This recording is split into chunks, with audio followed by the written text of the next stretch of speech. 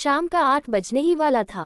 वैसा ही सेम बिल्ली ढूंढना थोड़ा मुश्किल था, पर अब अभिराज ने ऑर्डर दे ही दिया था, तो उसका दिया हुआ ऑर्डर पूरा तो करना ही था। रणवीर भी अपने बॉस की बात पर बस हल्की मुस्कान के साथ सिर हिलाते हुए कह देता है, ओके बॉस, और फिर बिना वक्त गंवाए लग जाता है उस किटी को ढूंढने में। दूसरी तरफ आरव इस वक्त कपूर मैंशन के बाहर खड़ा था। उसका दिल धड़क रहा था, तेज, बहुत तेज। अर्जुन के बुलावे पर वह यहाँ तक तो आ गया, पर अब अंदर कैसे जाए, ये सोच सोचकर वो घबराया हुआ था। उसके चेहरे पर मासूमियत थी, आंखों में हल्की सी घबराहट और मन में न जाने कितने सवाल। उसका दिल कह रहा था, मत जा आरव, ये गलत है, लेकिन दिमाग कह रहा था, अब जब तक सच्चाई सामने नहीं आएगी तू भाग नहीं सकता।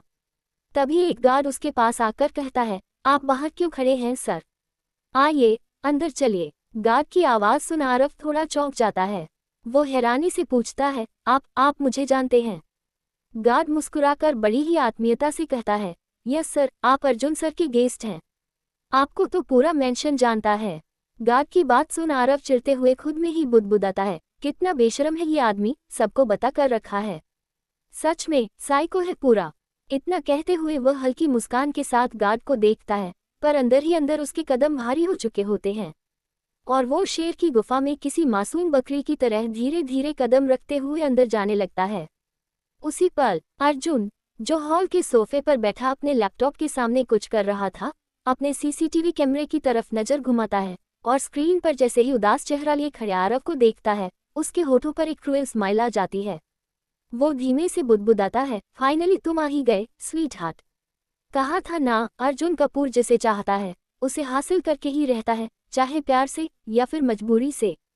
इतना कहकर वह अपने कॉफी कप को होठों तक ले जाता है, पर उसकी आंखें अब भी स्क्रीन पर ही टिकी थी।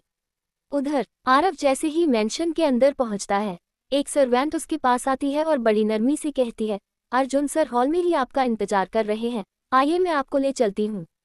आरव अपना सिर हल्के से हिलाते हुए सर्वेंट के पीछे पीछे चलने लगता है। उसके हर कदम में हिचकिचाहट थी। वह जितना करीब पहुंच रहा था अर्जुन के, उतना ही अंदर से कांपने लगा था। जैसे ही उसकी नज़र अर्जुन पर पड़ती है, उसकी आंखें कुछ सेकंड्स के लिए ठहर जाती हैं। लाइट पर्पल कलर का शर्ट, वाइट जीन्स, बाल थोड़े से बिखरे, चेहरा तो जैसे खुदा ने फुर्सत में तराशा हो। वो पल में आरव का दिल रोक देता है। आरव खुद में ही कहता है, तू क्या सोच रहा है आरव, पता है ना ये जालिम तुझे यहाँ क्यों बुलाया है, और तू इसके लुक्स में ही खो गया, पागल कहीं का। सर्वेंट उन्हें अकेला छोड़कर निकल जाती है और अब पूरे हॉल में बस वो दो ही थे। एसी की ठंडी हवा के बावजूद आरव के माथे पर पसीना था। डर की वो नमी उसकी पलकों से भी साफ दिख रही थी। अर्जुन के होठों पर हल्की मुस्कान थी। वो उंगली से इशारा करते हुए कहता है, आओ मेरे पास। आरव के कदम थरथराते हुए उसकी तरफ बढ़ते हैं और कांपती आवाज में बोलता है, हाँ हाँ बोलिए। अर्जुन हल्के से मुस्कुराता है, तुम तो ऐसे डर रहे हो जैसे मैं कोई शैतान हूँ और तुम्हें आज यहाँ खाने के लिए बुलाया हूँ। आरव चिढ़ते हुए बुदबुदाता है, शैतान ही तो हो आप, जो मासूम बच्चे के साथ वो सब करने वाले हो। हालांकि उसकी आवाज धीमी थी, लेकिन अर्जुन के कानों ने हर शब्द पकड़ लिया। अर्जुन चुपचाप अपना कप टेबल पर रखता है और आरव का हाथ पकड़कर उसे अपनी गोद में खींच लेता है। अचानक हुई इस हरकत से आरव हैरानी से उसकी तरफ देखता है और हकलाकर बोलता है, आप क्या कर रहे हो?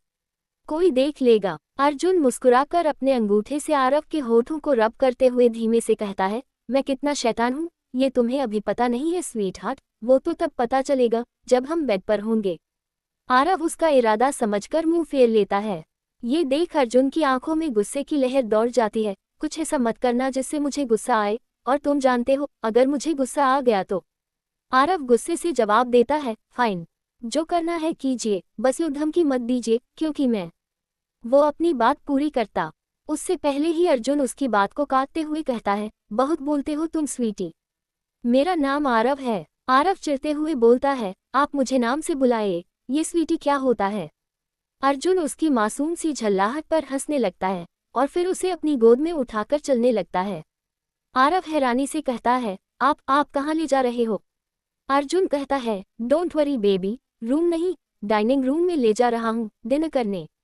डाइनिंग एरिया पहुंचकर वो आरव को कुर्सी पर बिठाता है और उसके पास वाली कुर्सी खींचकर खुद बैठ जाता है और फिर उसके प्लेट में खाना भी खुद ही परोस देता है। टेबल पर रखा सारा खाना आरव की पसंद का था।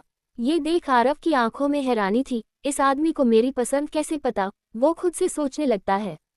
अर्जुन उसे खाने को कहता है तो आरव चिढ़ते हुए बोलता है, जिस काम के लिए बुलाया है वो कीजिए, मुझे घर भी जाना है। अर्जुन हंसते हुए चम्मच में पास्ता भरकर उसके होठों के सामने ले जाता है और कहा, इतनी जल्दी क्या है बेबी, अभी तो सिर्फ 9 ही बजे हैं। फिर वो क्रूएल स्माइल के साथ कहता है, अभी तो पूरी रात पड़ी है और मैं तुम्हें इतनी जल्दी बोर नहीं करना चाहता। आरव चुपचाप सिर झुका लेता है। वही अर्जुन, जिसका हाथ अब भी आरव के होठों के पास था, वो झट से कहता है, मेरा हाथ दर्द हो रहा है, जल्दी खाओ। आरव चुपचाप चम्मच से पास्ता खा लेता है। अर्जुन एक और बाइट खिलाने वाला था, तभी आरव उसका हाथ पकड़कर कहता है, मैं खुद खा सकता हूँ, मेरे पास हाथ हैं, आप अपना खाना खाए। अर्जुन मुस्कुराकर कहता है, मुझे खाना नहीं खाना, मुझे तो सिर्फ तुम्हें टेस्ट करना है। ये सुनते ही आरव अपना सिर झुका लेता है और चुपचाप खाना खाने लगता है। वहीं दूसरी तरफ अभिराज बालकनी में फोन पर था निखिल के साथ। अभिराज थोड़ा गुस्से से बोला, कुछ पता चला उसके बारे में? अभिराज की आवाज में सख्ती थी। नहीं सर, उस लड़के के बारे में कुछ खास नहीं मिल पाया, निखिल तुरंत जवाब देता है। फाइन, उसकी फैमिली के बारे में पता करने की कोशिश करो। तभी निखिल कुछ सोचा, फिर झट से कहता है, पर अभिराज, तुम्हें लक्ष्य की फैमिली के बारे में क्यों जानना है? जितना कहा है उतना ही करो और लक्ष्य का नाम मत लेना, गॉट इट।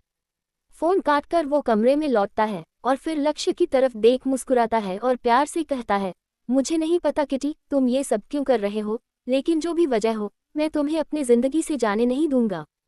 इधर आरव का खाना खत्म हो चुका था, पर अर्जुन अब भी उसे ही घूरे जा रहा था और घूरते हुए ही कहता है, अगर तुम्हारा हो गया हो तो चलो मेरे रूम में। आरव का दिल धक से रह जाता है, वो कुछ कह नहीं पाता, बस अर्जुन की आंखों में देखता रहता है। वही अर्जुन खड़ा हुआ और आरव का हाथ पकड़कर चलने लगता है। आरव भी चुपचाप उसके साथ ही चलने लगता है। रूम के दरवाजे पर पहुंचते ही अर्जुन का फोन बजता है, तो बीच में ही रुक अर्जुन फोन निकाला और स्क्रीन पर नमन का नाम देख अर्जुन चिढ़ते हुए कहता है, अब ये मुझे परेशान क्यों कर रहा है? इतना बोल वो आरव की तरफ देखते हुए कहता है, जाओ रूम में वेट करो, मैं आता हूँ। आरव भी चुपचाप रूम में चला जाता है और जैसे ही अंदर पहुंचता है उसकी आंखें चौड़ी हो जाती हैं।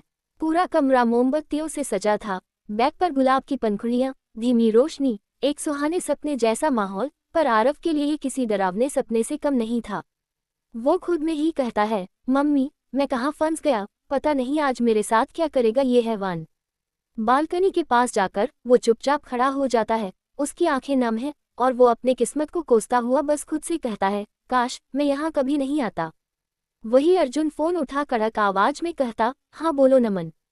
तो नमन झट से कहता है, आज आरव अपने बहन से मिलने हॉस्पिटल नहीं आया था।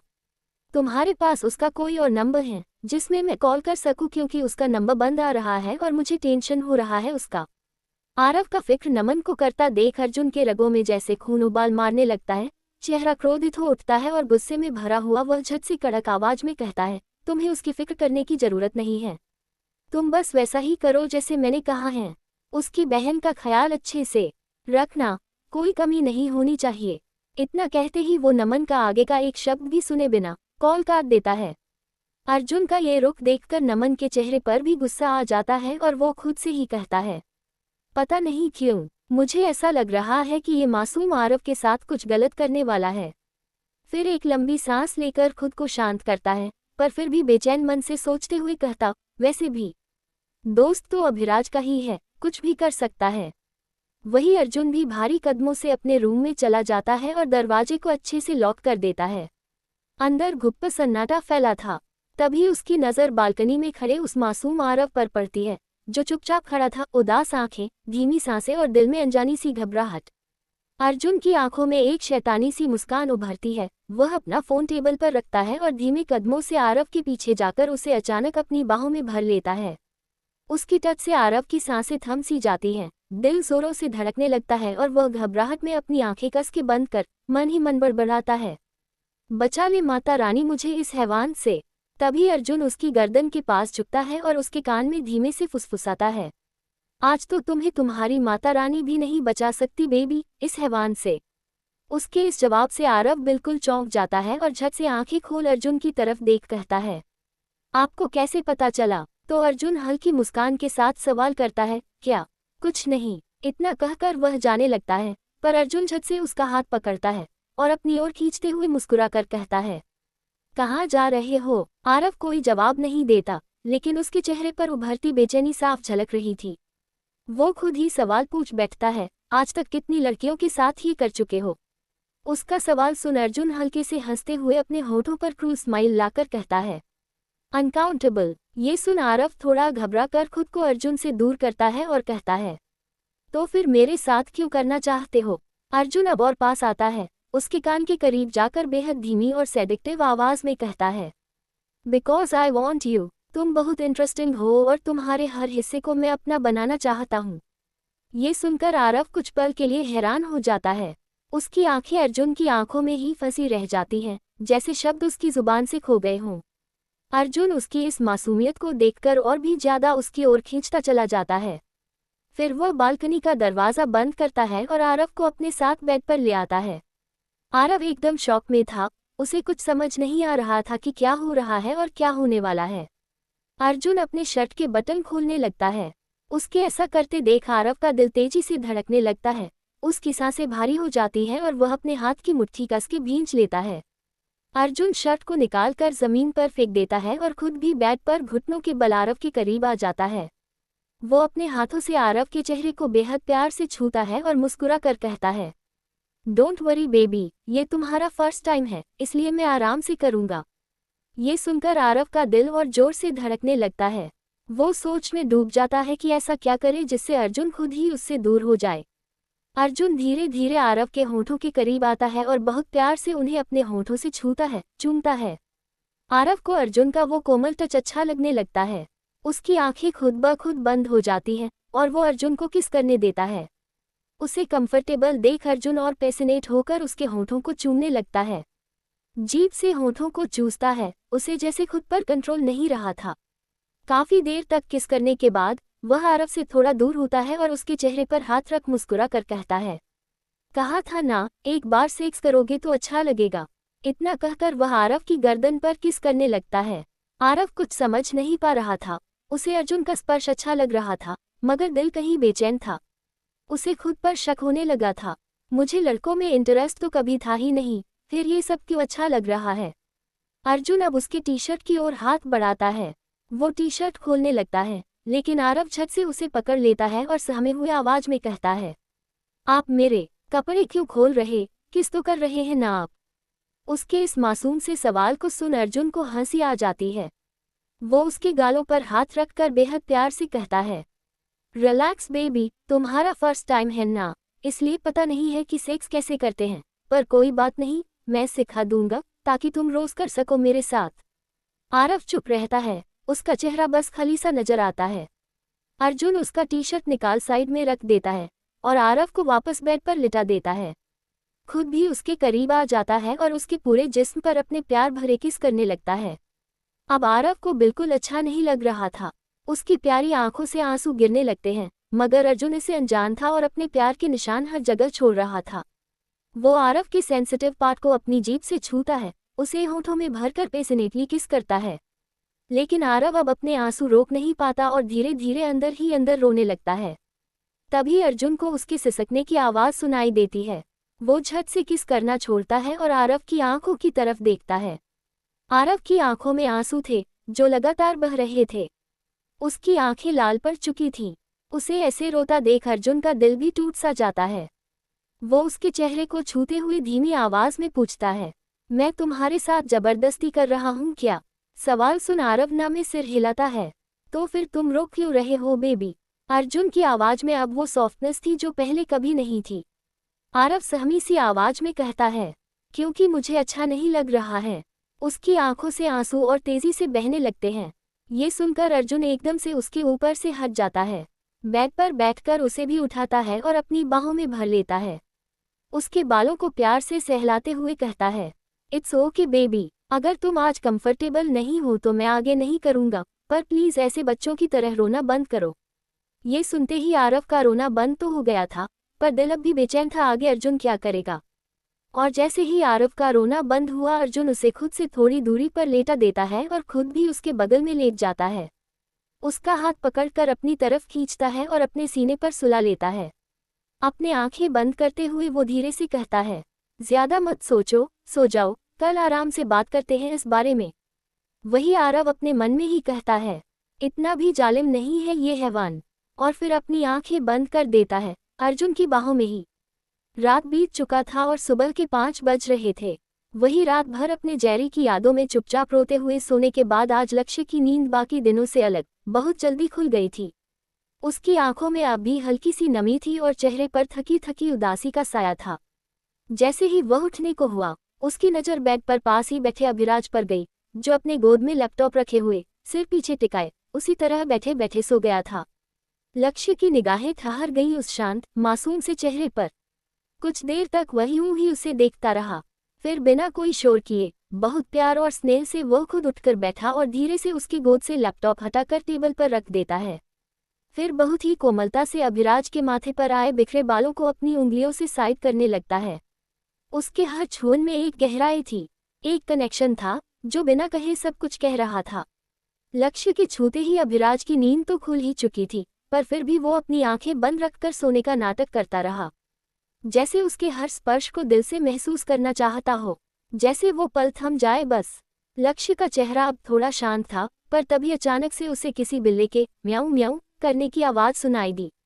वो चौंक गया और झट से अभिराज से थोड़ा दूर हटकर खुद से बड़बड़ाया, ये मुझे बिल्ली का आवाज़ क्यों सुनाई दे रहा है?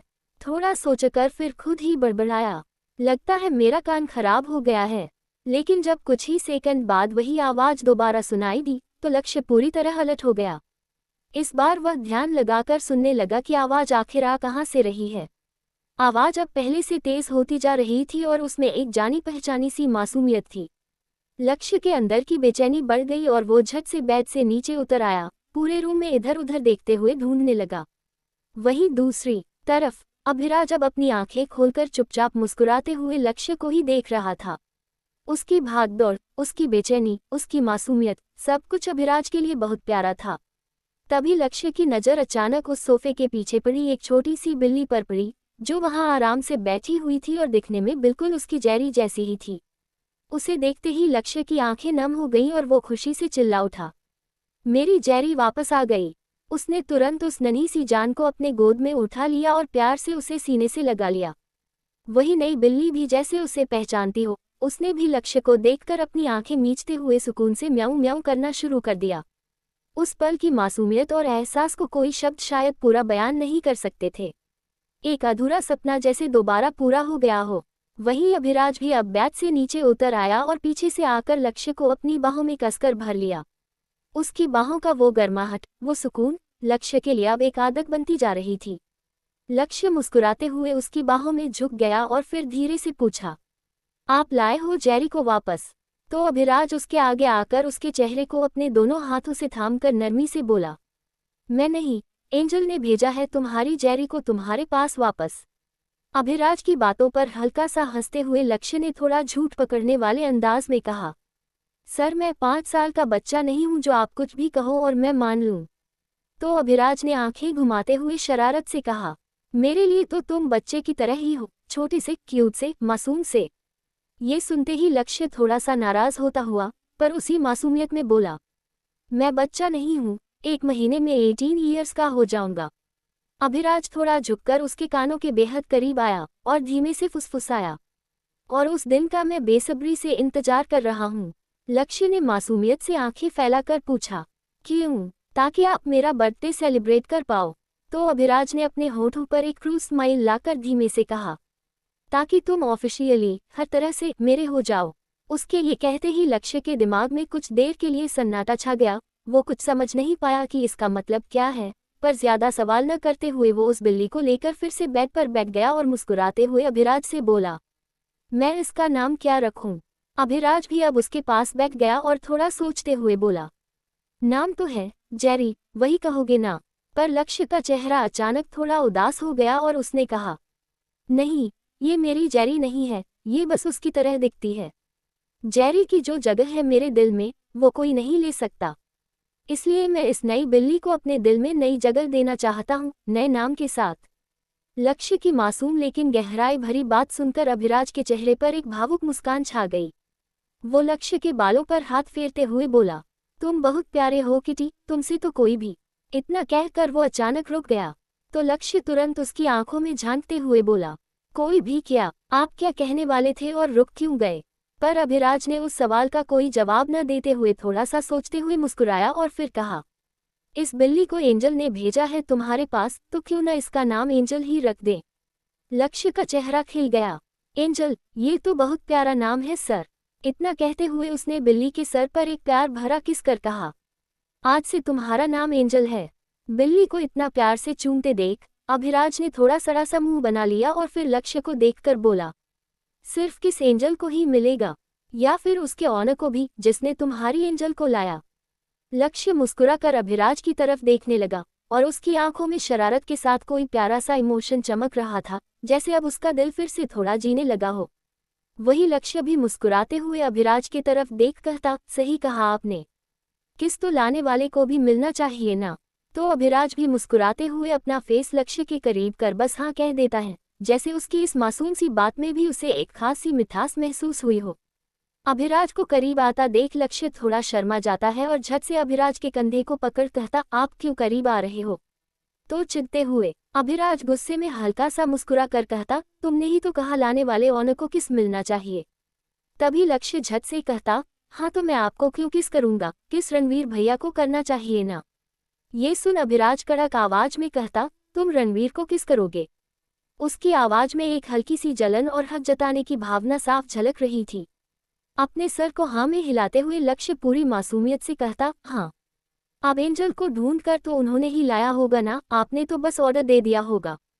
और फिर अभिराज की मिमिक्री करते हुए लक्ष्य कड़क आवाज में कहता, मुझे 1 घंटे में सेम बिल्ली चाहिए यहाँ। फिर आगे कहता, और बेचारे रणवीर भैया लग गए होंगे आपका ऑर्डर पूरा करने में। लक्ष्य का हर एक शब्द जैसे अभिराज को और अंदर तक चुभ रहा था। उस मासूम चेहरे के पीछे जो तंज था वो उसे और भी तंग कर रहा था। अभिराज का गुस्सा अब उसके चेहरे पर साफ झलकने लगा था और वो झट से लक्ष्य का कंधा पकड़ उसे बैग पर धकेल देता है और खुद उसके ऊपर चढ़ कड़क आवाज में कहता, बहुत बोलते हो तुम किटी, आज तुम्हारे बोलती को ही बंद कर देता हूँ। इतना कहते हुए वह लक्ष्य के होठों के करीब जाकर उसके कोमल लाल होठों को अपने मुंह में भर पेशेंटली किस करने लगता है। उसकी हर हरकत में अब तड़प और चाहत दोनों साफ महसूस हो रही थी। वही लक्ष्य भी थोड़ा सहता है लेकिन फिर धीरे से अपना हाथ अभिराज के गर्दन पर गोल घुमा आंखें बंद कर उस किस में खुद को पूरी तरह डूब जाने देता है। लक्ष्य का साथ पाकर अभिराज को और जोश आ जाता है। वो अपना हाथ लक्ष्य के पजामे के अंदर धीरे धीरे ले जा उसके प्राइवेट पार्ट को टच करता है, जैसे उसका सब रब टूटने लगा हो। तभी लक्ष्य एक झटके से अपनी आंखें खोलता है और घबरा कर अभिराज का हाथ पकड़ लेता है। उसकी आंखों में डर नहीं, लेकिन एक मासूमियत और भरोसा था। लक्ष्य को हाथ पकड़ता देख अभिराज भी अपना आंख खोलता है और किस करना छोड़ उसकी तरफ देख कड़क लेकिन थोड़ा सॉफ्ट टोन में कहता, क्या हुआ? तो लक्ष्य मीठी मासूम सी आवाज में कहता, आपने कहा था ना जब तक मैं पूरी तरह से कंफर्टेबल ना हो जाऊं आप कुछ नहीं करोगे। लक्ष्य का ये मीठा भरोसे से भरा हुआ जवाब सुन अभिराज कुछ देर उसे देखता रहता है, जैसे उसकी मासूमियत से हार मान चुका हो।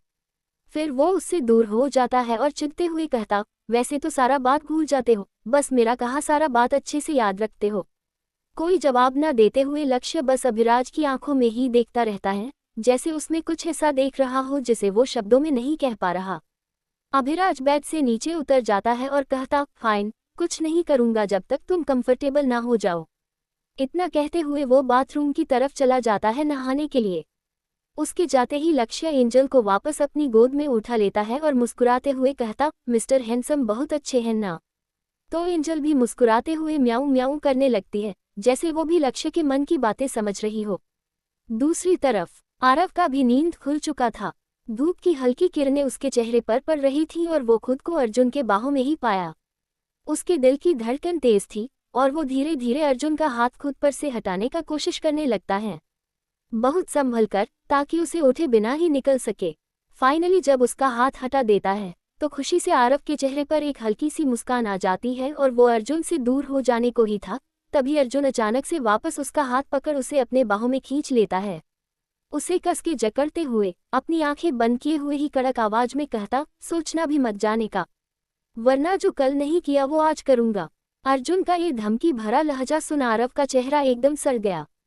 वो अपने फेस पर पाउट बनाकर मन ही मन बड़बड़ाता है, कल बेकार ही तारीफ कर दिया था, ये तो अब भी हैवान ही है, रास्कल।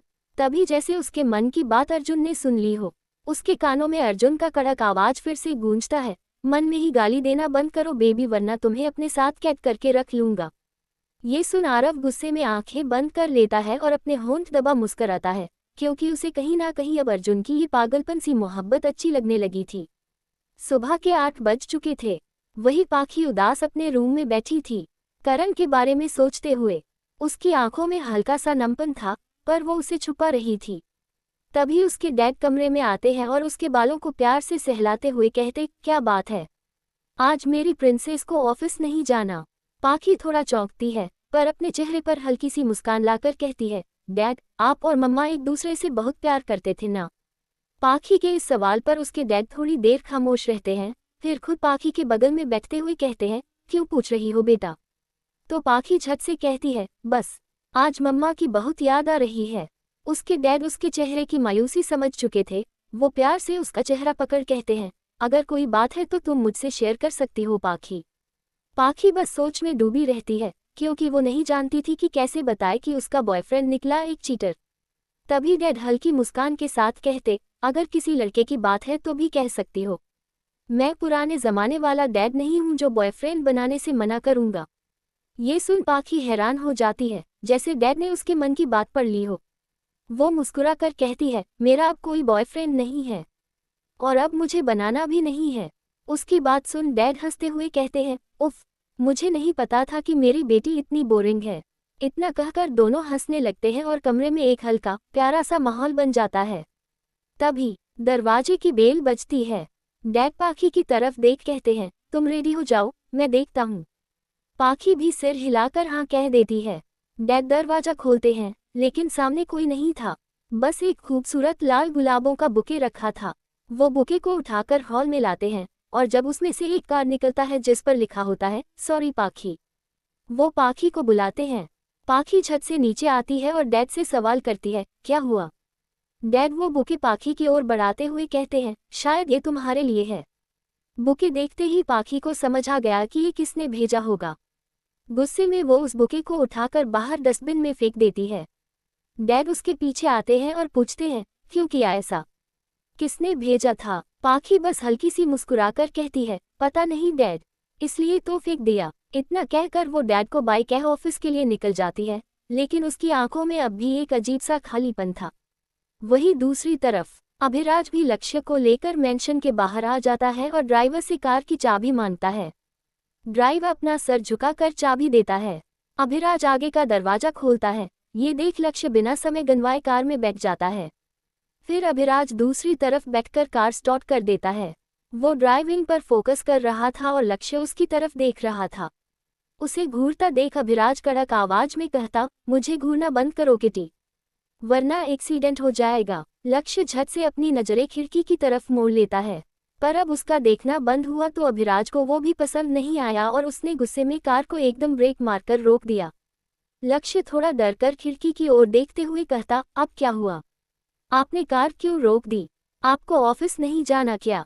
उसके सवालों से इरिटेट होकर अभिराज कार से उतर जाता है और लक्ष्य की तरफ का दरवाजा खोलता है। लक्ष्य थोड़ी घबराए आवाज में कहता, क्या हुआ सर, कार खराब हो गई है क्या। पर अभिराज कुछ जवाब नहीं देता, बस चुपचाप उसके होठों के करीब जाकर उसे पैशनेटली किस करने लगता है।